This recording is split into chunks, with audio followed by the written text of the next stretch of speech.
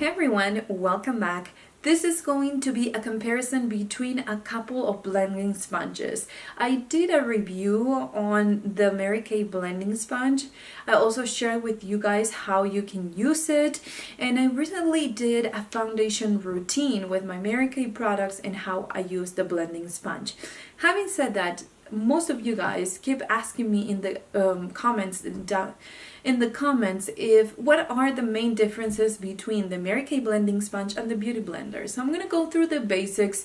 I don't have notes, I just have the experience of both of these sponges, and I'm just gonna go through them and share with you the practical and the useful things that you should know before purchasing either of these sponges.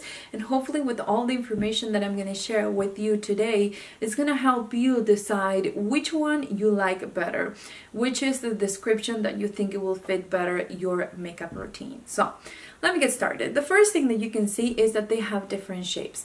Now they're both used because I wanted to use them for a few days, even though I wash them every single night. I use them today, and of course I wanted to see how the difference between one and the other while I was using it on my face. So they are both used. This one is like a cream color, this one is black, and I think that's why it shows completely different the makeup that I have in this sponges. Now the shape is the first thing that you can notice that it's a difference. This one is kind of an egg shape, but it has this rim here that it makes it easier to grab it and kind of know exactly where to put the fingers and how to grab this sponge in order to blend your foundation or the makeup that you're going to use for that day. Now this one, it does have kind of an egg shape, but you can kind of squish it as small or as big as you want and create different shapes because of how soft the texture is. So I feel like you're missing this shape that it's very easy to use, but you can still maneuver this blending sponge in different ways because of the fibers or however it's made. Now that's my next point. The beauty blender is soft, and I'm going to, both of them are wet, so as you can see they are in their full sizes, and compare one to the other one, the Mary Kay one, it's even a little bit bigger than the beauty blender in this case, but when you kind of squish them, you will be able to see that the Mary Kay one has a little bit more resistance, or it's a little bit harder to push, while this one, it's very squishy and it kind of feels like, I don't know, it's truly a different texture that you'll find with this beauty blender compared to the Mary Kay blending sponge. Now as far as how they perform the same way. For example, if I want a full coverage effect on my skin and I want to use this kind of brush, I can go over it and apply it and go with the beauty blender on top and make sure that it blends into my skin and looks natural. I can do the same with this one and get exactly the same result. It's just going to feel different on your skin, but you'll get the same results. If you want to apply your foundation with a beauty blender, you can totally do that, and it will give you more of a natural look. And you can also do that with a Mary Kay beauty blending sponge. So as far as how they perform the same.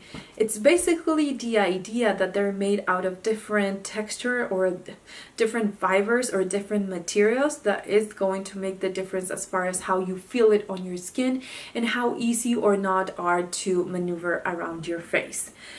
They are both supposed to be replaced every 3 months. I can have a beauty blender for over a year.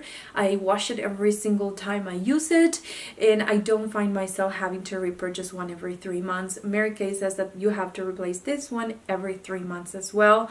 So I just feel like, it's a standard blending sponge kind of thing that the 3 months you should replace it. But if you really wash it properly, if you disinfect it, and I'm going to do a video about that in the next week, I'm hoping, or the following week, so that way you know how I take care of mine so they will last me longer and I don't have to replace them every 3 months. Now, as far as how much makeup they absorb, I feel like the beauty blender absorbs a little bit more makeup than the Mary Kay one. It might be just because of the texture, but this one gets stains very easy, while this one, of course it's black, but even when I wash it and I have this kind of gray tint over it, I can wash it and it will look black and brand new. So as of right now, I find that the fibers of this are very easy to stain compared to the Mary Kay one, which might not be a huge deal for you. I'm just mentioning it so you know some of the differences. So those are basically the only things that you should know before purchasing either of these beauty sponges. They have difference in price. The Beauty Blender is about $20 and the other one, I think the Mary Kay one, is around $14-15, I want to say, but I'll put the price on the screen right now so you'll know. Now, have you tried them both? Have you I don't know, have you noticed any difference between one and the other? I would like to know your experience, because most people that are going to watch this video, it's because they are trying to decide, you know, which one to purchase, or if they want to purchase a blending sponge. So it would be really helpful if you can take the time and you try them both to share what are those differences that you find, which one do you think it's better. And you don't have to agree with me. I mean, whatever your experience is, please share it down below. Thanks again for watching. If you're new, please remember to subscribe so you won't miss any new videos, and I'll see you on my next one.